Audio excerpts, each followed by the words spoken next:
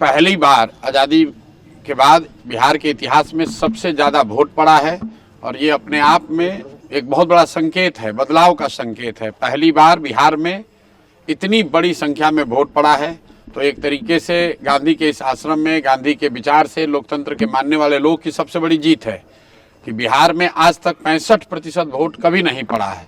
तो हम लोगों का ऐसा मानना है कि ये 65% वोट बिहार में बदलाव का वोट है। 14 तारीख से बिहार में एक नई व्यवस्था बनाने के लिए वोट है। ये वोट इस बात के लिए है कि बिहार में भी अब बच्चों के लिए पढ़ाई और रोजगार हो, बिहार के बच्चों को भी आगे पलायन न करना पड़े, 10-12 हज़ार के रोजी रोजगार के लिए घर परिवार बिहार गांव छोड़कर बाहर नहीं जाना पड़े, बिहार में भ्रष्टाचार खत्म हो। और इसीलिए लोग इतनी बड़ी संख्या में आकर वोट दिए हैं। जितने भी पत्रकार हैं, विशेषज्ञ हैं, राजनेता हैं, किसी को अंदाजा नहीं था, किसी को अंदाजा नहीं है कि इतना लोग वोट दिया कौन है।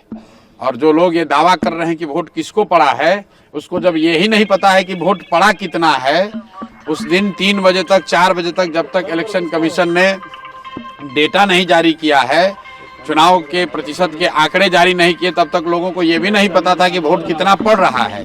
लेकिन लोग टीवी पर, यूट्यूब पर आकर बड़े बड़े बयान दे रहे हैं कि वोट किसको पड़ रहा है।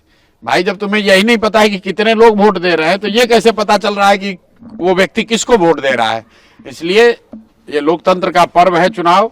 14 तारीख को परिणाम आने दीजिए, आपको दिखेगा बिहार में देश का राजनीतिक इतिहास लिखा जाता हुआ दिखेगा।